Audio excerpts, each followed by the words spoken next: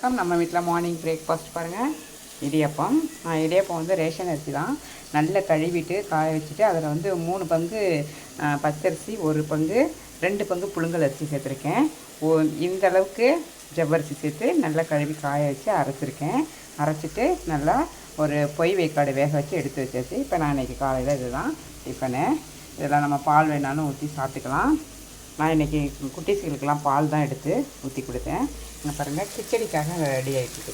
Khichdi ready ஆகிடுச்சு பாருங்கள். இதில் வந்து கேரட்டு, முட்டைக்கோஸு, வெங்காயம், பச்சை மிளகா எல்லாம் நல்லா கீறி போட்டு நல்லா தாளிப்பில் கடுகு கடலப்பருப்பு போட்டு செஞ்சுருக்கேன். இன்றைக்கி லஞ்ச் பாக்ஸ் வந்து பூண்டு சாதம், சைடிஷ் வந்து உருளைக்கிழங்கு, 10 பூண்டு போட்டு நல்லா தாளிப்பு போட்டு சாம்பார் தூள் போட்டு நெய் விட்டு சாதம் ரெடி பண்ணியிருக்கிறேன்.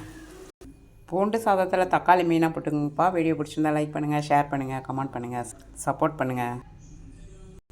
நெக்ஸ்ட் வீடியோவில் பார்ப்போம். பாய்.